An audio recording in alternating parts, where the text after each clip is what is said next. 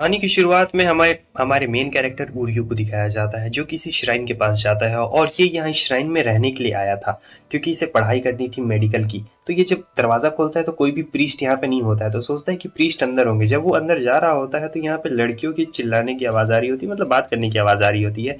और फिर वो समझ जाता है कि यहाँ कोई प्रीस्ट नहीं है। जब वो दरवाज़ा खोलने जाता है तो सोचता है नहीं, ये लोग कपड़े चेंज कर रहे हैं, इसलिए मुझे अभी दरवाज़ा नहीं खोलना चाहिए। तो हमारा उर्यू बस ऐसे ही खड़ा रहता और वो इंतजार कर रहा था, लेकिन अचानक से वहाँ पे दरवाज़ा खुल जाता और वो नीचे गिर जाता है। ये देखता है कि ये क्या, ये नज़ारा तो बड़ा ही अजीब टाइप का है।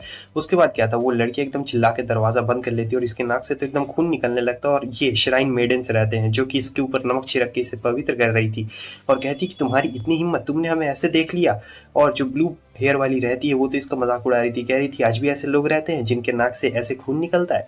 उसके बाद फाइनली यहाँ पे सारी चीज़ें सॉर्ट आउट हो चुकी थी और वो यहाँ पे बैठ के बताता है कि मैं यहाँ पर आया हूँ। इन्हें पहले से पता रहता है कि कोई आ जाने वाला था, लेकिन ये बंदा इतना ज़्यादा क्रीपी और ऐसा हो गया। तब ये बोलता है कि देखो मुझे इससे बिल्कुल भी मतलब नहीं है, मैं यहाँ पे बस पढ़ाई करने के लिए आया हूँ और कुछ भी नहीं। तो मैं बता दूँ कि जो बीच वाली होती है उसका नाम यूना है, जो ब्लू हेयर वाली रहती है उसका नाम अशाई है, वो सबसे छोटी बेटी है, और जो याई रहती है वो सबसे बड़ी बेटी रहती है प्रीस्ट की। तो यहाँ पर जो यूने रहती है वो कह रही होती है कि नहीं तुम यहाँ पे नहीं रह सकती हो, लेकिन जो अशाई रहती है कहती है तुम मुझे छोटी बहन की तरह ट्रीट करो, मैं तुमसे छोटी हूँ। याई रहती है जो कहती है तुम मुझे अपनी बड़ी बहन की तरह मान सकते हो क्योंकि मैं तुमसे बड़ी हूँ। लेकिन ये कहता है कि मैं यहाँ फैमिली बनाने नहीं आया हूँ, मैं यहाँ पे पढ़ने के लिए आया हूँ। तो ये यहाँ पे अपना पढ़ने के लिए ही बोल रहा होता है, मगर जो यूना रहती कहती कि हाँ यही अच्छी बात रहेगी, लेकिन मैं भी तुम्हें अपना फैमिली नहीं बनाना चाहती हूँ। लेकिन ये कहता है मैं तो बस पढ़ने के लिए आया हूँ। यूना कहती है कि मैं नहीं चाहती हूँ और वो काफ़ी गुस्से में से खड़े हो जाती है और कहती है कि तुम अपना देख लेना, वैसे तुम्हारा नाम क्या है। वो अपना नाम उर्यू बताता है। उसके बाद जो याय रहती है वो उसे कमरा दिखा रही होती है। अब गलती से क्या होता है कि सामान गिरने वाला रहता है, वो जाता है इसे बचाने के लिए, लेकिन यहाँ पे कुछ और ही हो जाता है।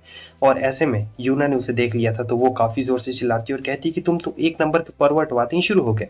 उसके बाद ये आराम से बैठा हुआ रहता है, पढ़ रहा होता है, तब असाई इसके कमरे में आती है और कह रही होती है कि तुम काफ़ी यंग हो, पक्का तुम अपने साथ बहुत सारी अजीब अजीब चीज़ें भी लेके आए होगे, मैं वो सारी चीज़ें देखना चाहती हूँ तुम्हारे सूटकेस केस में, कहीं मुझे कहीं वैसी वाली चीज़ें ना मिल जाए। तो यहाँ पर वो उसका सूटकेस एकदम छानना शुरू कर देती है, लेकिन वो उसे मना करता है। अचानक से क्या होता है कि वो उसके ऊपर गिर गया था। और यहाँ भी वही होता है, जब वो गिरते हैं तो आवाज़ सुन के यूना वहाँ पे आ जाती है और वो देख के काफ़ी गुस्सा होती है, कहती है कि तुम पीडीएफ कहीं के। आगे हमें दिखाया जाता है कि ये आराम से बैठ के पढ़ रहा होता है और सोचता है कि अब काम पूरा हो गया, अब मुझे यहाँ से चलना चाहिए, कुछ अब ब्रेक ले लेता हूँ। तो जाता है अंदर में तो देखता है कि यूना सोई हुई है, तो वो उसे चद्दर उड़ाने के लिए जा रहा होता है क्योंकि ठंड थी ना। तो यहाँ वो समझती है कि ये क्या करने आ रहा है, तो वो उसे जोरदार लात मारती है और फिर दोनों गिर जाते हैं एक दूसरे के ऊपर।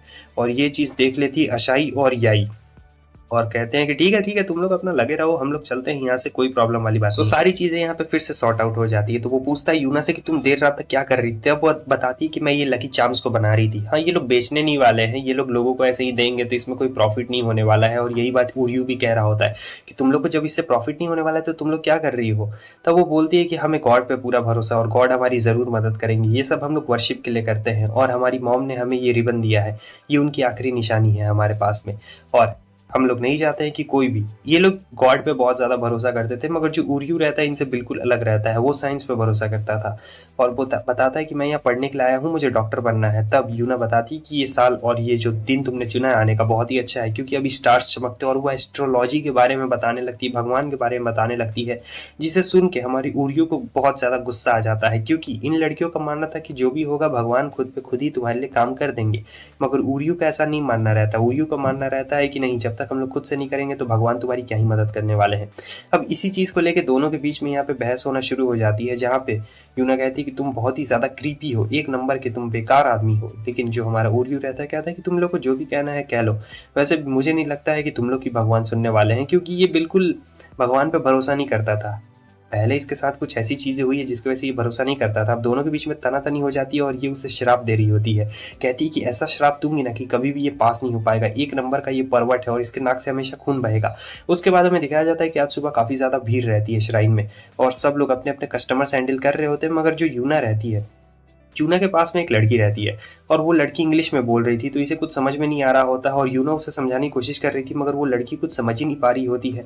ये चीज़ उर्यू देख रहा होता है कि यूना को काफ़ी ज़्यादा प्रॉब्लम आ रही होती है, इसलिए वो उसके पास आता है और उस लड़की को बताता है कि आखिर ऊना क्या बोलना चाहती है। और वो लड़की खुशी खुशी उसका चाम ले लेती। फिर ये कहता है कि अगर तुम्हें एक अच्छी श्राइन मेडन बनना है तो तुम्हें इसके लिए इंग्लिश भी आनी चाहिए। यूना कहती है कि हाँ हाँ, मैं भी तुम्हारी बाद में मदद कर दूंगी, वैसे तुमने भी आज मेरी मदद की है। और थोड़ा सा वो खुश भी होती है कि उरियो ने कम से कम उसकी मदद तो की। लेकिन एक हवा चलती है और अचानक से एक चिड़िया आता है और वो सीधे यूना का सर का जो रिबन है उसे लेके वहां उड़ जाता है। उसे तुरंत ही अपनी मॉम की याद आने लगती है, क्योंकि ये उनकी आखिरी निशानी थी जो उन्होंने इसे दी हुई थी। वो कुछ भी नहीं कर पाती क्योंकि चिड़िया उड़ गई थी। अब शाम हो चुकी थी, जहाँ पे तीनों को ढूंढने से नहीं मिलता है, लेकिन अभी भी तीनों को भरोसा रहता है कि अगर गॉड चाहेंगे तो हमें वो रिबन वापस से मिल जाएगा। इन लोग को गॉड के ऊपर कुछ ज्यादा भरोसा रहता है, क्योंकि ये लोग श्राइन मेडन थी, भले कोशिश करती है मगर नहीं मिलता है। ये बात सुन के उरियो को काफी गुस्सा आता है। उरियो इनके बीच में आ जाता है और कहता है कि तुम लोग ये क्या बातें कर रहे हो, हाँ हमेशा भगवान के ऊपर ही तुम लोग निर्भर रहते हो, तुम लोग को खुद से भी तो कुछ करना चाहिए। अब इस चीज को लेके वापस से यूना और उरियो के बीच में बहस शुरू हो चुकी रहती है। और फिर दोनों को यहाँ पे अलग ही बहस चल रहा होता है, जहाँ पे वो कहती है कि तुम यहाँ पे रहने के लायक नहीं हो, क्योंकि यहाँ पे वही लोग रह सकते हैं जिन्हें भगवान के ऊपर भरोसा हो। और यही कहने के बाद वो चली जाती है। अब ये कमरे में सोच रहा होता है, कुछ बहुत ही गहरी बात सोच रहा होता है। उसके बाद ये कहता है कि मुझे अब चलना चाहिए। और अशाई और याई वैसे ही वहां पे आ जाते हैं। जब ये दोनों आते हैं तो देखते हैं कि ये क्या उरियो तो अपने कमरे में नहीं रहता है। फिर वो दोनों इसकी चीजें को चेक कर रहे होते हैं और सोच रहे होते हैं कि ये बंदा आखिरकार। फिर जब ये चेक कर रहे होते हैं तो इन्हें एक तस्वीर भी दिखाई देती है जो इसकी मॉम और इसकी रहती है। तो इनके फादर ने इसे बताया रहता है कि जो उरियो की मॉम है वो बचपन में ही गुजर गई थी, तो उरियो को बचपन अपना ऑर्फनेज में बिताना पड़ा था। और जो उरियो और यूना है दोनों का मतलब सिमिलैरिटी नेचर है, दोनों एक दूसरे को अंदर की बात नहीं बताते हैं और दोनों बाहर से सख्त बनते हैं लेकिन अंदर से दोनों काफी ज्यादा नरम है। और ये सारी बातें यूना सुन रही होती है। वैसे ये लोग नहीं चाहते थे कि उरियो यहाँ से कहीं भी जाए, लेकिन इन्हें पता नहीं रहता है कि आखिर उरियो गया कहाँ है। लेकिन यूना को शायद इसके बारे में पता था। आगे हमें दिखाया जाता है ये यूना का रिबन ढूंढ रहा होता है मगर उसे रिबन नहीं मिल रहा होता है। काफी मेहनत करने के बाद अब सोचता है कि लगता है मुझे भी प्रे करना ही पड़ेगा, इसलिए वो फैसला करता है कि वो प्रे करेगा। और इधर यूना भी भागते हुए आ रही होती है, देख रही होती है कि आखिर वो कहाँ गया। लेकिन ये तो यहाँ से प्रे करता देख वो भी वहां पे आ जाती है और कहती है कि अगर तुम जोर से बोलोगे तभी तो गॉड तुम्हारी बातें सुन पाएंगे। वो कहता है कि हाँ हाँ मैं भी ऐसा ही हूँ। वो बताता नहीं कि वो उसके रिबन के लिए आया है, लेकिन फिर भी वो काफी ज्यादा खुश हो जाती है और कहती है अब मुझे लगता है कि तुम यहाँ पे कम से कम रहने के लायक तो हो, तुमने बिना बोले हमारी मदद भी की है और तुम यहाँ पे रह सकते हो, मुझे कोई भी प्रॉब्लम नहीं है। अब इतनी ही देर में जो असाई और याई रहते वो दोनों भी इन दोनों को ढूंढते ढूंढते यहाँ पे आ चुके रहते हैं और कहते हैं कि चलो शुक्र है कि तुम लोग सुरक्षित हो। उसके बाद ये लोग यहाँ से जाने लगते हैं। जब जा रहे होते हैं तो हमें दिखाया जाता है कि चेरी ब्लॉसम और वो जो स्टार रहता है ना वो अचानक से गिरने लगता है, जो काफी ज्यादा यहाँ पे ब्यूटीफुल लग रहा होता है। तो फिर से इन तीनों का कहना रहता है कि देखो ये सब भगवान की इच्छा है, ये मैजिकल शावर देख सकते हो और तुम जो हम तीन ब्यूटीफुल सिस्टर्स के साथ तुम यहाँ पर अकेले में हो ये भी भगवान की ही मर्जी है। तो यहाँ जो हमारा उरियो रहता है कहता है कि ना ऐसा बिल्कुल भी नहीं है, मुझे नहीं लगता है कि ये सब भगवान की मर्जी है, और अगर होती तो अभी तक हमें वो रिबन भी मिल गया रहता। लेकिन यहाँ पे होता कुछ नहीं है। वैसे वो पेटल्स बहुत ही अच्छे लग रहे होते हैं और वो इसके पीछे का साइंस बताने लगता है उन लोगों को। लेकिन इतनी ही देर में हम देखते हैं कि वो जो उसका रिबन रहता है वो वापस से यूना के सर के ऊपर गिर चुका रहता है। फाइनली हमें प्रीस्ट को दिखाया जाता है जो कहते हैं कि मुझे माफ करना, मुझे आने में यहाँ पे काफी देर हो गई। और कैसा चल रहा है तुम लोगों का यहाँ पे? उरियो कहता है कि मेरा तो काफी ज्यादा अच्छा चल रहा है, लेकिन प्रीस्ट कहते हैं कि तुम्हारा और भी ज्यादा अच्छा चल सकता है, तुम्हारे पास ऑप्शन है, बताओ इन तीनों में से तुम्हें कौन सा पसंद है, जो भी तुम्हें पसंद है तुम उसके साथ मैरिज कर सकते हो। अब ये सुनने के बाद तो चारों की हालत खराब हो जाती है कि आखिर ये क्या बोल रहा है। अब चारों के चारों एकदम मुसीबत में फंस गए थे कि अब करे तो क्या करे, क्योंकि उरियो को भी यहाँ पे रह के पढ़ाई करनी रहती है और तीनों बहनें भी एकदम हैरान। यूना कहती है मैं तो इससे शादी नहीं करने वाली हूँ। उरियो कहता है कि क्या, लेकिन नहीं ऐसा नहीं हो सकता है, मैं यहाँ का प्रीस्ट बिल्कुल नहीं बन सकता हूँ। और यूना भी कह रही होती है कि नहीं हम लोग इससे शादी बिल्कुल भी नहीं करने वाले हैं। उरियो कहता है कि मुझे डॉक्टर बनना है, मुझे अपने सपने पूरे करने हैं, मुझे पहले यूनिवर्सिटी में जाना है। तभी प्रीस्ट कहते हैं कि तुम दोनों काम एक साथ कर सकते हो, अगर तुम हेड प्रीस्ट बन जाते हो तो तुम उसके बाद डॉक्टर का भी काम कर सकते हो, इससे तुम्हें किसी ने भी नहीं रोका है। लेकिन यहाँ पे उरियो कह रहा था कि ऐसा नहीं होने वाला है। और जो हमारी यूना रहती है वो भी कहती है कि हम लोग भी इससे शादी नहीं करने वाले। जब प्रीस्ट बाहर निकल रहे होते हैं तब वो कहते हैं कि मैंने तो तुम्हें सोचा था कि मैं तुम्हें क्योटो यूनिवर्सिटी में एडमिशन दिलवा दूंगा और मैं तुम्हारी भलाई के लिए ही सोच रहा था कि अगर तुम इनसे शादी कर लेते तो उरियो को यहाँ पे जबरदस्ती झुकना पड़ता है। और वो सोच रहा था कि एक बार अगर मेरा एडमिशन हो जाए ना उसके बाद तो मैं ये शादी वाली बात भूल ही जाऊंगा, और यहाँ तक कि इस बुढ़ाऊ या किसी को भी तो ये शादी वाली बात बिल्कुल भी याद नहीं रहने वाली है। बस एक बार क्योटो यूनिवर्सिटी में एडमिशन हो जाए, क्योंकि वो बहुत ही बड़ा एडमिशन हब रहता है ना। और ये लोग यहाँ पे प्लान बना रही होती है कि हमें कुछ ना कुछ करना पड़ेगा। तो इसके बाद तीनों बहनें प्लान बनाती कि नहीं हम लोग इस बंदे से शादी नहीं कर सकते हैं, और यहाँ तक कोई ये भगवान को भी नहीं मानता है तो हम लोग इसके साथ रह कैसे सकते हैं, और ये हेड प्रीस्ट बिल्कुल भी नहीं बन सकता है। तो ये लोग एक आइडिया लगाते हैं कि चलो इसे कुछ काम देंगे, हम लोग इससे इतना ज्यादा काम करवाएंगे कि ये यहाँ से खुद ही भाग जाएगा। ये यहाँ पे पढ़ने के लिए आया था ना, हम लोग इसे पढ़ने का बिल्कुल मौका ही नहीं देंगे। तो यहाँ पर इन तीनों का एकदम जोरदार प्लान रहता है कि इसे बिल्कुल भी पढ़ने नहीं देना है। सो सबसे पहले ये लोग उसे खाना बनाने के लिए कहते हैं। अब यूना यहाँ पे बहुत ज़्यादा खुश होती है क्योंकि फ्रिज में ज़्यादा सामान नहीं था और यही देखना चाहती थी कि आखिर इतने कम सामान से ये खाना कैसे बनाएगा, हम लोग इसे बिल्कुल भी टाइम नहीं देंगे पढ़ने का। तो यूना यहाँ पे काफ़ी ज़्यादा खुश हो रही थी, बाकी दोनों भी खुश थी मगर यूना इतनी खुश बिल्कुल भी नहीं थी। मगर जो हमारा ओरियो होता है बड़ा कमाल का बंदा रहता है, थोड़े से खाने में ही इतना सारा डिश उसने बना दिया रहता है और वो भी बहुत ज़्यादा टेस्टी बनाया रहता है। उसके बाद अब कपड़े धोने की बारी आ जाती है, तो वो कपड़े धोने के लिए कहते हैं। ओरियो कह रहा होता है कि ये जो तुम लोग का ऊपर वाला है इसके नीचे का पैंट्स कहाँ पे चला गया, वो नीचे वाले की बात कर रहा होता है। तब यूना शर्मा जाती है और कहती है कि वो ज़रूरी नहीं है कि सब एक साथ में ही रहे, हम लोग अलग अलग रखते हैं इसलिए। और ये लोग देख रही होते हैं कितने अच्छी तरीके से ये कपड़ों को हैंडल कर रहा था, मतलब ऐसे हैंडल कर रहा था जैसे बचपन से हैंडल करता आ रहा हो, और काफी अच्छा चपेट के भी रखता है कपड़ों को, जिससे ये लोग काफी ज्यादा खुश हो जाते हैं। अब यूना गुस्सा आता है तो वो कहते हैं कि चलो याय का कमरा साफ करने के लिए चलते हैं। याय का कमरा बहुत ज्यादा गंदा रहता है और ये देख के उर्यू भी हैरान हो जाता है किसी कमरा इतना ज्यादा गंदा कैसे हो सकता है। और यूना तो बहुत ज्यादा खुश रहती है कि अब इस बंदे को बिल्कुल भी मौका नहीं मिलने वाला है, अब तो ये पक्का यहाँ से भाग ही जाएगा। और उर्यू सोच रहा होता है कि मैं इस कमरे को किस तरीके से साफ करूंगा, क्योंकि लगता है कि ये सालों से ये कमरा साफ बिल्कुल भी नहीं हुआ है। लेकिन फिर क्या था, वो यहाँ पे अपनी मेहनत जारी रखता है और कमरा साफ करना शुरू करता है और फाइनली पूरा एकदम रूम चकचका देता है, मजा ही आ चुका रहता है। तो तीनों बहनें मिलकर डिसाइड करती कि हमें इसे यहाँ से नहीं जाने देना चाहिए, भले खाता है तो क्या हुआ, कम से कम इतना सारा काम तो कर दे रहा है, हमें इसे अपने पास में ही रखना चाहिए। तो तीनों बहनें सोच लेती कि हम इसे अपने पास में रखेंगे, खूब सारा काम करवाएंगे, पैसे भी तो नहीं देने पड़ते।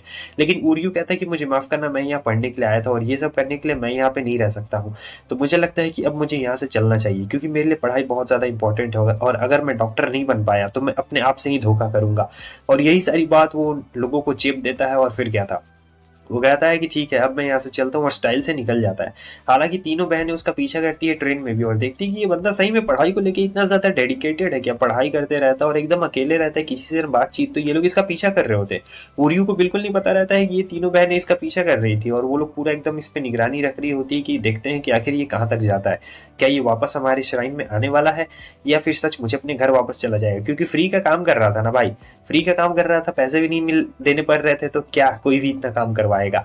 और फिर वो जब जा रहा होता है तो देखती है कि इसे लेने भी कोई नहीं आया, मतलब ये सही में एकदम लोनर है। फिर वो जो जिस घर में जाता है तो इसे देखकर तीनों हैरान हो जाती है और यूना कहती है कि सचमुच पक्का ना वो इसी घर में गया है ना, क्योंकि ये घर काफी ज्यादा डरावना लग रहा होता है और देखने से लगता नहीं है कि कोई यहाँ पे रहता भी है। और सोच रही होती है क्या हमारी वजह से वो इस घर में यहाँ पे आया है, ये तो बहुत ज्यादा भयंकर घर लग रहा है। पीछे से उर्यू आ जाता है, कहता है कि तुम लोग यहाँ पे क्या कर रही हो। उसकी आवाज सुन के यूने यहाँ डर जाती है और वो नमक फेंकने लगती है, उसे लगता है कि शैतान है, नमक फेंकूंगी तो काम चल जाएगा। लेकिन वहाँ पे कुछ बच्चे रहते हैं, वो बच्चे कहते हैं अरे देखो इसका कितना ज्यादा छोटा है, इसका कितना ज्यादा बड़ा है, और यूना का तो कुछ कहते ही नहीं है। यूना को गुस्सा आ चुका रहता है यहाँ पर। तब वो पूछता है कि तुम लोग यहाँ पे क्या कर रही हो, तब वो कहती है कि तुम्हें मिलने आए। तब तक आ चुकी रहती है यहाँ पे माहिरू और कहती है तो तुम एक मैन बन गए हो, लड़कियों को भी लेके आए हो। उसके बाद माहिरू अपने इंट्रोडक्शन देती है कि ये वो जगह है जहाँ पर जब बच्चों के पेरेंट्स एडमिट रहते हैं तब हम लोग उनका यहाँ पे एक ख्याल रखते हैं। और जो हमारा उर्यू है उसका भी बचपन लगभग यहीं पे गुजरा हुआ है और माहिरू को सब चीज बिल्कुल पता रहती है कि कैसे इसे क्योटो यूनिवर्सिटी में जाना है और जो प्रीस्ट है इसे अपना दामाद बनाना चाहते हैं और इसे इन तीनों लड़कियों में से किसी एक को चुनना है। मगर उर्यू तो कहता है कि मैं शादी नहीं करने वाला हूँ भाई, मुझे इन तीनों में से बिल्कुल कोई भी नहीं पसंद है। माहिरू कहती है कि चुपचाप अपना मुंह बंद रखो, तुम्हारे लिए मैंने इतनी मेहनत की है, तुम्हें शादी तो करनी पड़ेगी, इन तीनों में से किसी एक को चुनना ही पड़ेगा। अब वो चुप हो चुका रहता है बिल्कुल। और फिर जो माहिरू रहती है वो यहाँ पे सबका इंट्रोडक्शन दे रही होती है। जो बच्चे रहते हैं यहाँ पर पेपर से खेल रहे होते हैं, एक और लड़की आती है, इसका नाम शिराई रहती है और ये हमारी उर्यू के बचपन की दोस्त रहती है जो कि काफी बोल्ड रहती है। और फिर ये जो बच्चे रहते हैं ये यहाँ पे ओरिगेमी बना रहे होते हैं पेपर से, तो ओरिगेमी बना रहे होते हैं। तो हमारी जो यूना रहती है वो कहती है कि हम लोग भी बनाएंगे, तुम्हारी मदद करेंगे बच्चों, क्योंकि ये इनके बिल्कुल जो प्रीस्ट बनाते नहीं है पेपर से बिल्कुल वैसा ही रहता है। तो यूना सोचती है कि चलो सबकी मदद करते हैं। फिर वो लोग मदद में लग जाते हैं, मगर हमारा उर्यू यहाँ पे कुछ नहीं कर रहा होता है, वो तो बस यहाँ पे इन सभी लोग को देख रहा होता है। ये लोग ओरिगेमी काफी अच्छी तरीके से पेपर से बना रहे होते हैं और सारे बच्चे काफी ज्यादा खुश रहते हैं। वो लोग उर्यू को भी कहते हैं। अब उर्यू को यहाँ पे बनाना ही पड़ता है, वो उन बच्चों के लिए बना देता है एक बहुत ही ज्यादा स्पेशल वाला, ताकि वो अपने पेरेंट्स को जाके दिखाए, जिससे उनके पेरेंट्स जल्दी ठीक हो जाएंगे लकी चार्म की तरह। लेकिन एक बच्चा कहता है क्या इसे सचमुच कुछ होने वाला भी है। तब इसे अपना बचपन याद आ जाता है जहाँ पे ये अपनी मॉम के लिए बहुत सारा ओरिगेमी बना के ले जाया करता था, क्योंकि इसकी मॉम बीमार थी ना, मगर वो बच नहीं पाई थी, यही बात रहता है। तब उर्यू उस बच्चे के पास जाता है और उसे पूरा भरोसा दिलाता है चिंता मत कर, तुम्हारी मॉम को कुछ नहीं होगा, वो जरूर ठीक हो जाएगी। अब इसके ये चीज देखने के बाद तीनों लड़कियां सोच रही होती क्या उर्यू इतना ज्यादा अच्छा है। तब माहिरू आती है और बताती है कि वो अपनी मदर के लिए पहले ऐसी बहुत सारे ओरिगेमी बनाया करता था यहाँ पर, शिराई भी आती है और वो बोलती है कि भले उर्यू बाहर से दिखने में थोड़ा कोल्ड हार्टेड लगता है, मगर वो ऐसा है बिल्कुल भी नहीं। वो दिल का बहुत ही ज़्यादा साफ है और सबकी बहुत ज़्यादा मदद करता है। वो किसी को भी ऐसे पेन में बिल्कुल भी नहीं देख सकता है, काफ़ी अच्छा बच्चा है। और फिर क्या था, ये तीनों लड़कियां डिसाइड करती है कि सही में वो जितना ज़्यादा मतलब अपने आप को दिखाता है उतना ज़्यादा वो बुरा है नहीं, वो है दिल का बहुत ही ज़्यादा अच्छा, मगर क्या किया जा सकता है। माहिरू कहती है कि मैं उर्यू को आप तीनों के हाथ में सौंपती हूँ, मैं जानती हूँ कि आप तीनों उसका अच्छी तरीके से ख्याल रख सकेंगे। तो अगले सीन में हम देखते हैं माहिरू से पूछती है तुम वहां से भाग क्यों आए, तब ये बताता है कि वो लोग मुझसे बहुत ज्यादा काम कराते थे इसलिए मैं वहां से भाग आया, मैं ज्यादा काम नहीं करना चाहता हूँ। तब वो कहती है मुझे अच्छी तरीके से पता है कि तुम सारा काम बहुत ही अच्छी तरीके से कर सकते हो और तुम्हें किसी की भी मदद की कोई भी जरूरत नहीं है। देखो उन तीनों लड़कियों की तुम्हारी परवाह है, अगर उन्हें तुम्हारी परवाह नहीं होती तो वो यहाँ तक इतनी दूर तक आते हैं क्यों। देखो मैं अभी भी तुमसे कह रही हूँ तुम्हारा वहां से आने का डिसीजन बिल्कुल भी अच्छा नहीं है, तुम्हें वहीं पे वापस चला जाना चाहिए। और वैसे भी तुम बहुत ही ज्यादा अच्छे हो और वो लोग भी अच्छे हैं। तभी से बचपन का याद आ जाता है जहाँ पे माहिरू सबसे बड़ी रहती है, वो काम कर रही होती है, तब ये मदद करने के लिए आता है। लेकिन वो कहती है कि नहीं मुझे तुम्हारी मदद नहीं चाहिए क्योंकि मैं सबसे ज्यादा बड़ी हूँ यहाँ पे और मुझे ही मदद करनी पड़ेगी। ये एक पूरा ऑर्फनेज टाइप का रहता है समझे, जहाँ पे बच्चे रहते हैं जिनके पेरेंट्स एडमिट रहते हैं हॉस्पिटल में। और फिर ये कहता है कि मैं इतनी भी आसानी से हार नहीं मानने वाला हूँ। माहिरू कहती है ये तो तुम्हारे लिए बहुत ही अच्छी बात है और वो चली जाती है। अब यहाँ पे ये तीनों मजाक उड़ा रही होती है, उसका कहती है लगता है माहिरू का क्रश है ये। हाँ हाँ देखो इसका चेहरा देखो, माहिरू से बात करने के बाद चेहरा लाल हो चुका है। तब ये कहता है कि नहीं नहीं ऐसा कुछ नहीं है, मैं बस उसे एडमायर करता हूँ, मैं भी उसकी तरह एक डॉक्टर बनना चाहता हूँ, मैं सभी लोगों की मदद करना चाहता हूँ। अच्छा ठीक है मैं तुम लोगों के साथ चलूंगा, सारा घर का काम मैं ही कर दूंगा, बस मुझे वहां पे चैन से रहने देना। तब वो लोग कहते हैं कि अरे तुम ही सारा काम करोगे तो हम लोग तो आलसी हो जाएंगे, हमें भी थोड़ा काम करने का मौका देना। लेकिन फिर हमें पता चलता है कि इन तीनों में से तो किसी को कुछ भी काम आता ही नहीं था, ये लोग बस प्रीस्ट वाला काम ही अच्छी तरीके से कर सकती थी, बाकी तीनों को ना खाना बनाने ना कपड़े धोने ना घर साफ करने ऐसा कुछ भी नहीं आता था। तो बेचारे बंदे को अकेले ही सारा पूरा एकदम काम करना पड़ रहा होता और काफी ज्यादा उसके लिए ये सब डिफिकल्ट हो जाता है। तब तक हमारे प्रीस्ट चचा आ चुके रहते हैं और वो कहते हैं तो बच्चों कैसा चल रहा है, मैंने तुम्हारे लिए एक बहुत ही अच्छा बात सोचा है तुम्हारे मैरिज के लिए। वैसे तुम लोग इतने ज्यादा क्लोज आ चुके हो तो मैं चाहता हूँ कि तुम मेरी तीनों बेटियों के साथ एक एक बार इंटरव्यू क्यों नहीं ले लेते हो, जिसके साथ तुम्हारा आइडियल पार्टनर मैच हो जाएगा तुम उससे आराम से शादी कर लेना। और फिर से वो उसी यूनिवर्सिटी वाली बात याद दिला देते हैं। अब हमारे उर्यू सोच रहा था कि इस बुढ़ाऊ का मुझे कुछ करना पड़ेगा भाई, नहीं तो मुझे यूनिवर्सिटी में पहले जाना पड़ेगा, नहीं तो इन तीनों में से किसी एक से शादी करनी पड़ेगी तभी जाके मेरा काम हो पाएगा पूरा। सो प्रीस्ट आए रहते उर्यू के रूम में और कहते कि तुम ऐसे बैठ के क्या तमाशा कर रहे हो, अभी लिखने का टाइम नहीं है, अभी तो डेट पे चलने का टाइम है, सबसे पहले तुम्हें डेट पे जाना है असाई के साथ में। उर्यू भी हैरान होता है कि सबसे पहले बारी भी आ गई, चलो चल के देखता हूँ कि आखिर क्या होता है। तो वो उर्यू आ जाता है असाई के से मिलने के लिए और यहाँ पे असाई भी रेडी रहती है, आज पहला दिन रहता है डेट के लिए, तो सबसे छोटी बेटी की शुरुआत होती है। तो यहाँ पे जो हमारे प्रीस्ट रहते हैं वो थोड़ी देर के लिए बैठे हुए रहते हैं, फिर वो कहते हैं कि ठीक है तुम दोनों अपना बातचीत कर लो, तुम लोग को जो भी बातचीत करनी है। सो मैं अब यहाँ से चलता हूँ। उसके बाद क्या था, जो अशाई था वो अपना फॉर्म में आ जाती है और कहती है ठीक है, और फिर वो अपना किमोनो उतार रही होती है। वो कहता है कि तुम क्या कर रही हो, तब वो कहती है मैं वही कर रही हूँ जो मुझे हमेशा से करना चाहिए था, चलो रनिंग पे चलते हैं, क्योंकि मुझे रनिंग करना बहुत ही ज्यादा पसंद है। तो असाई यहाँ पे रनिंग कर रही होती है। उर्यू से पूछता तुम्हें दौड़ना इतना ज्यादा पसंद है क्या, वो कहती है हाँ जितना मुझे सांस लेना पसंद है उससे ज्यादा मुझे दौड़ना पसंद है, और वैसे भी दौड़ने से हेल्थ भी अच्छी रहती है और वेल्थ भी तो सही रहता है। तो यहाँ पर वो उसे चैलेंज कर रही होती है कि मैं बहुत ज्यादा दौड़ सकती हूँ। उर्यू कहता है कि अच्छा ऐसी बात है, तुम तो मुझसे काफी छोटी हो, चलो देखता हूँ कि आखिर तुम कहाँ तक दौड़ सकती हो। तो वो लोग दौड़ते हैं। 3 घंटे बाद बेचारी की हालत खराब हो चुकी रहती है, जैसे तैसे कैसे भी घर पहुंच चुका रहता है ये, लेकिन फिर नहाने के लिए जा रहा होता है, सोचता मुझे नहाने के लिए चलना चाहिए। जाता है तो देखते हैं कि दरवाजा खुला है और दरवाजे असाई नहा रही होती है, वो तुरंत ही दरवाजा बंद कर देता है, कहता है कि प्लीज तुम मुझे इसके लिए माफ कर देना। और काफी हॉरिबल एक्सपीरियंस था। अब रात तो हुई नहीं रहती लेकिन 5 बजे हुआ रहता है, इसे नींद आ रही थी। तब तक हम देखते हैं कि आशाई यहाँ पे इसके कमरे में आ जाती है। वो पूछता है कि तुम क्या कर रही हो, तब ये कहती है कि मैं अपनी डेट को कंटिन्यू कर रही हूँ। बात ऐसी है कि मुझे कल सुबह जॉगिंग पे जाना है वापस से, और मेरे जो शूज है वो थोड़े स्टोर रूम में है, तो तुम मेरी मदद क्यों नहीं करते हो, इससे हमें एक दूसरे को जानने में आसानी होगी। तो अब यहाँ पे वो क्या नहीं करता, उर्यू जाता है स्टोर रूम में, देख रहा होता है और यहाँ पे काफी ज्यादा अंधेरा रहता है। वो कहती है कि मान लो अगर दरवाजा अचानक से बंद हो गया, हम दोनों इसी में बंद हो गए, एक खूबसूरत लड़की और नौजवान लड़का, तो बताओ यहाँ पे क्या हो जाएगा। तो वो कहता है कि ऐसा कुछ नहीं होने वाला, ये सब बस फिल्मों और नॉवेल्स में होता है, असल जिंदगी में ऐसा कुछ भी नहीं होने वाला है। वैसे ही यहाँ पे बहुत ज्यादा ही अंधेरा रहता है, तो दोनों को यहाँ पे बिल्कुल भी नहीं दिख रहा होता है। लेकिन अचानक से हवा बहुत ज्यादा तेज चलने लगती है और होता बिल्कुल वैसा ही है। वो जो दरवाजा है वो अपने आप बंद हो चुका था, वो खोलने की कोशिश करता है मगर दरवाजा नहीं खुलता है। जो असाई है, हमें ये पता लगता है कि उसे बंद दरवाजों में बहुत ज्यादा ही डर लगता है, और वहां पर वो डर के मारे कह रही होती है कि नहीं ऐसा तो बिल्कुल नहीं होना चाहिए था, आखिर ये क्या हो रहा है, और काफी ज्यादा वो डर रही होती है। तब उर्यू को समझ में आ चुका रहता है कि वो सुबह में इसने बाथरूम का दरवाजा इसलिए बंद नहीं किया था, मतलब लॉक नहीं किया था, क्योंकि इसे बंद दरवाजों में ऐसे घुटन सी महसूस होती है और काफी ज्यादा डर लगता है। तो अब यहाँ पर हमें किसी भी तरीके से बाहर निकलना पड़ेगा। अब रात का समय रहता है और सब लोग सोए रहते हैं, तो चिल्लाने से भी यहाँ कोई फ़ायदा नहीं होने वाला था। इसलिए वो उसे पीछे से ऐसे हग कर लेती, क्योंकि उसे काफ़ी ज़्यादा डर लग रहा था। ओरियो दिमाग लगाता है और यहाँ पे लकड़ी की खिड़की रहती है, तो उसे तोड़ने की कोशिश कर रहा होता है। करते-करते सुबह हो चुकी रहती है, फाइनली उसने खिड़की तोड़ ली रहती है और कहता है कि तुम डरो बिल्कुल भी मत। आशाई देखती है कि इसके हाथ तो बहुत बुरी तरीके से ज़ख्मी हो गए हैं। तब वो कहता है रुको, मैं बाहर से खोल देता हूँ दरवाज़ा। वो खिड़की से निकल के बाहर से दरवाज़ा खोल देता है और कहता है कि तुम सचमुच अभी भी एक बच्चे की तरह हो, लेकिन मानना पड़ेगा तुम काफ़ी ज़्यादा क्यूट भी हो। और फिर उसकी दोनों बहनें आ जाती है, पूछ रही होती है कि आखिर तुम कहाँ पर थी रात भर, हमने तुम्हें बहुत जगह ढूँढा। तब आशाई कहने लगती है, ओहो! मैं रात कैसे भूल सकती हूँ, जो कल की रात थी वो बहुत ही ज़्यादा इंटरेस्टिंग रात थी। ऐसी रात तो कभी भी मैंने नहीं बिताई।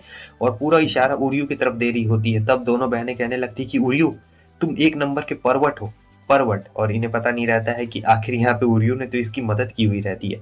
फाइनली अब दूसरा दिन रहता है, दूसरी बेटी को डेट करना रहता है, जो कोई और नहीं बल्कि यूना रहती है।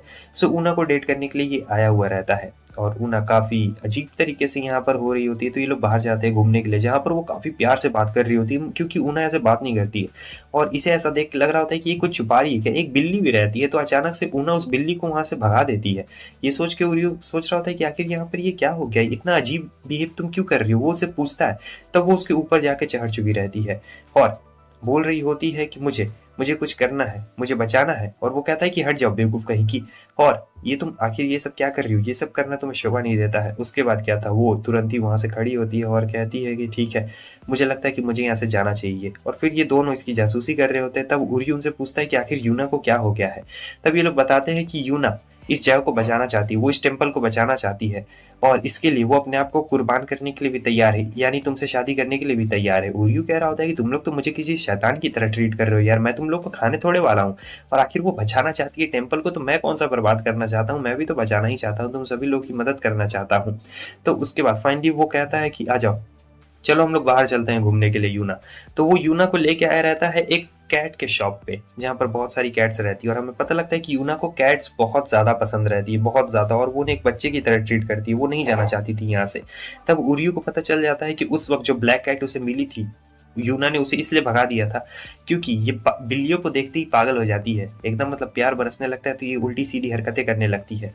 और फिर यूना कह रही होती है कि तुम इतनी मेहनत क्यों कर रहे हो, तुम भी तो दिन रात पढ़ाई करते हो ताकि तुम बच्चों का ख्याल रख सको, वहाँ डॉक्टर में एडमिशन ले सको। लेकिन फिर उरियू कहता है कि तुम इतनी मेहनत क्यों कर रही हो, देखो मुझे पता है कि तुम काफ़ी मेहनत कर रही हो, लेकिन तुम्हारी बहनों को तुम्हारी बहुत ज़्यादा फिक्र हो रही है, क्योंकि तुम अगर ऐसे ही करती रही तो कुछ भी सही नहीं रहेगा, तुम्हें अपना भी थोड़ा सा ख्याल रख लेना चाहिए। तो यहाँ पर दोनों के बीच में बहुत ही अच्छा डिस्कशन होता है। अब शाम हो चुकी रहती है, जहाँ पे यूना कहती है कि मुझे अपनी बहनों को भी अगली बार यहाँ पे लेके आना चाहिए। उरियू कहता है कि हाँ क्यों नहीं, ज़रूर तुम उसे लेके आना।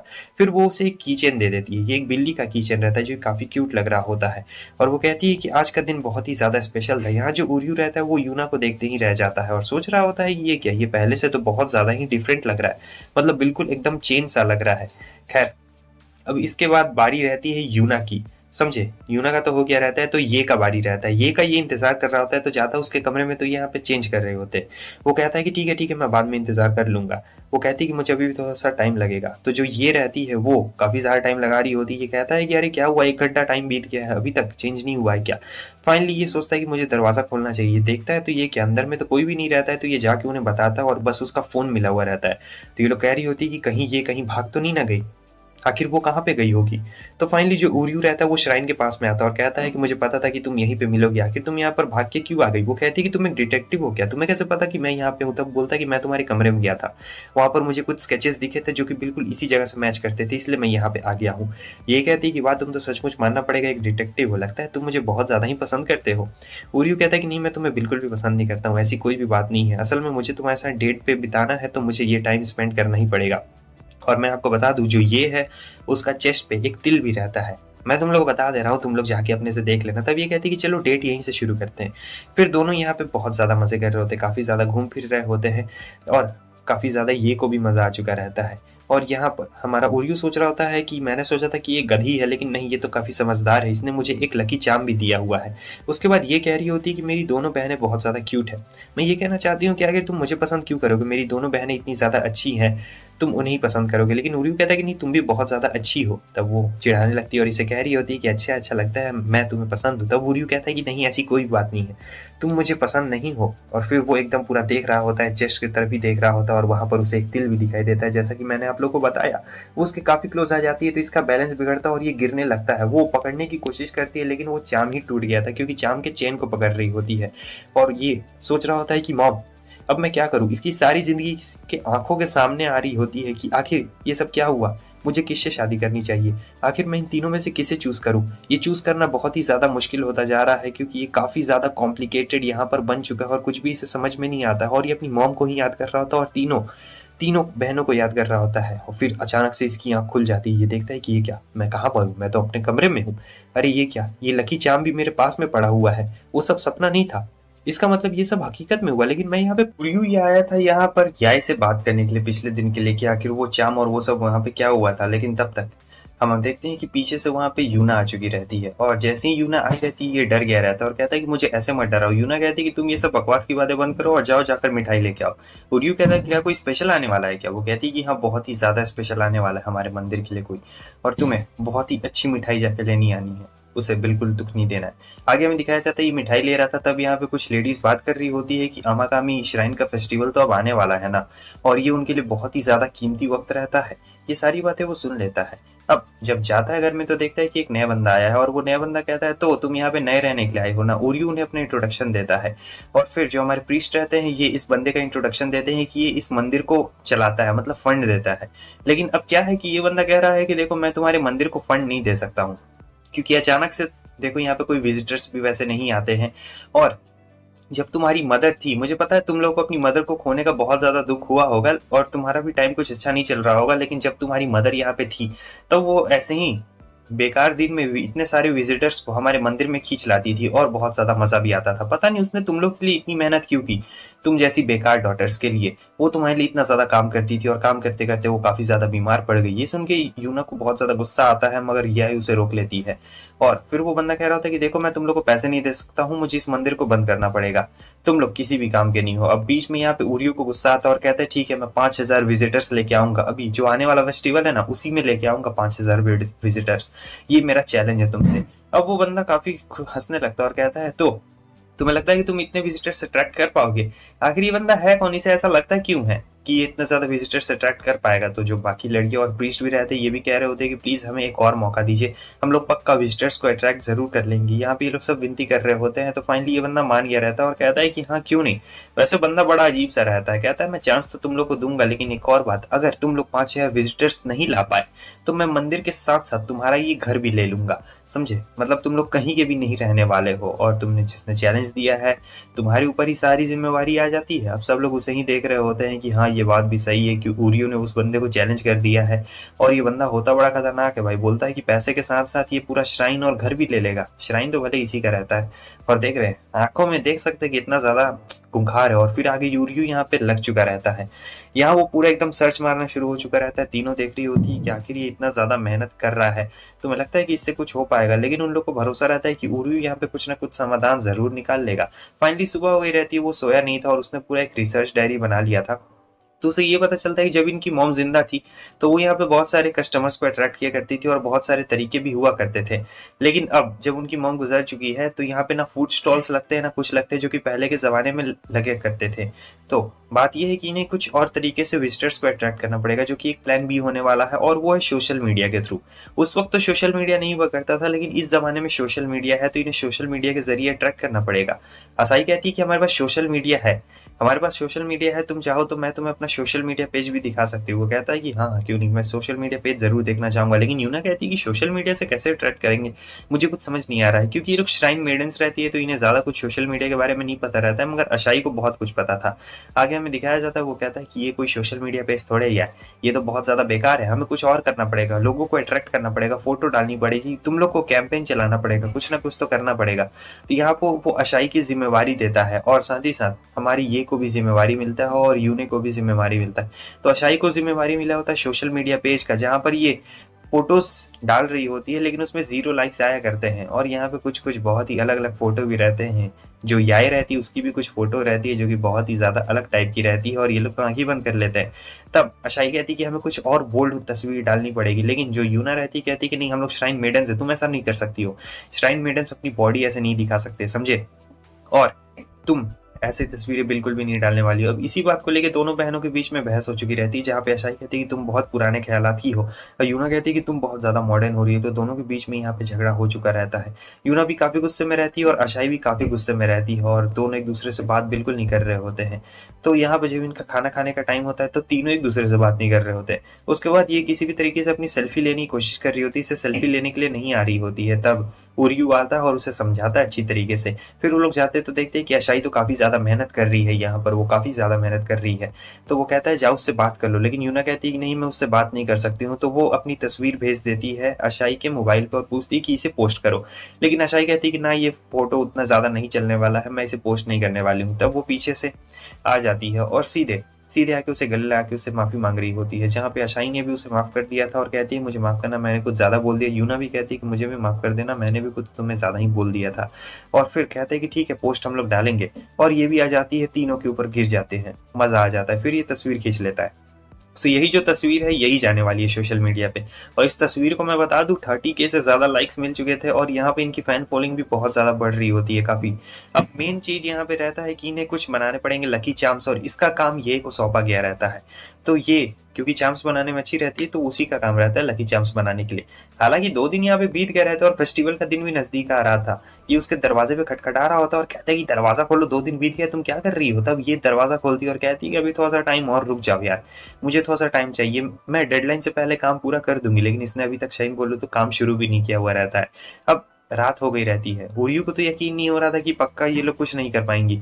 लेकिन फिर हम देखते हैं कि इसे एक आइडिया आ जाता है, जहाँ 2 मछलियां जब किस करती है तब इसे आइडिया आ जाता है कि ओ माय गॉड, हाँ ये हम बना सकते हैं, ये जो सिंबल रहेगा काफी कमाल का रहेगा। तो ये लोग अपने से कुछ सिंबल बनाए थे लेकिन इनसे हुआ नहीं था। फिर वो जो अपना सिंबल दिखाती है तब काफी कमाल का लगता है। ये उन्हें पीछे का एक्सप्लेनेशन भी बता रही होती है कि किस तरीके से काम किया जाता है और वो काफी ज्यादा खुश रहती है। हालांकि सारी चीजें सॉर्ट आउट हो चुकी रहती है और अशाई काफी खुश रहती है कि चलो अब सब चीज हो गया, अब बस हमें इंतजार करना है, बहुत सारे लोग आ जाएंगे। मगर उर्यू कहता है कि नहीं, अभी लोग नहीं आने वाले। लोगों को आने का और रखने का जो मेन कारण रहता है वो हमें जाके अभी बंदोबस्त करना पड़ेगा। तो ये लोग जा रहे होते हैं फूड वेंडर्स के पास में। उन लोग का अपना एक ग्रुप रहता है कि वो लोग कहाँ पे सारे फूड स्टॉल्स लगाएंगे, कहाँ पे फूड स्टॉल्स नहीं लगाएंगे, तो यही रहता है। तब ये लोग यहाँ पे जाते हैं और उन लोगों से विनती कर रहे होते हैं कि प्लीज़ आप हमारे श्राइन में आ जाइए और वहाँ पर फेस्टिवल में आप अपने फूड स्टॉल्स लगा दीजिए। और वो लोग बड़े आराम से मान भी गए रहते हैं। वो लोग कहते हैं कि हाँ, पहले जो इनकी मदर हुआ करती थी, मतलब जब से उनकी डेथ हुई है तब से हम लोगों ने हटा दिया है, मतलब लगाना छोड़ दिया है। लेकिन अब हमें पता चल रहा है कि तुम लोग की मंदिर की हालत कितनी ज़्यादा बुरी है और तुम लोग को सख्त से सख्त ज़रूरत है विजिटर्स की। ठीक है, हम लोग तुम्हारी मदद ज़रूर करेंगे। ये सुनने के बाद उरी और बाकी सब लोग काफ़ी ज़्यादा खुश हो चुके रहते हैं, क्योंकि इनका भी बहुत सारा चीज़ उस मंदिर में गुजरा है। किसी का बचपन गुजरा है, किसी की शादी हुई है और बहुत सारा वक्त गुजरा है उस मंदिर में। तो ये लोग उस मंदिर को ऐसे नहीं छोड़ सकते हैं। अगर छोड़ दिया तो मंदिर बंद हो जाएगा। इसलिए ये लोग कहते हैं कि तुम लोग चिंता मत करो, तुम लोग भी पहले आ जाते ना तो हम लोग जरूर आते, लेकिन हमने पहले छोड़ दिया था, अब हम लोग वापस से काम शुरू करने वाले हैं। मतलब फूड वेंडर्स वहाँ पे अपना फूड स्टॉल जरूर लगाने वाले हैं मंदिर में। सो उसके बाद हमें दिखाया जाता है कि ये लोग बहुत ज्यादा खुश रहते हैं और यहाँ जो यूना रहती है उसे अपनी एक मदर की बात याद आ जाती है कि जो गॉड है वो तुम्हें कोई ना कोई रास्ता जरूर दिखाते हैं, भले कहीं से ना कहीं से। जो भी होता है भाई अच्छे के लिए होता है और ये चीज उसे अपनी नजरों के सामने दिख रही होती है कि जो भी होता है अच्छे के लिए होता है।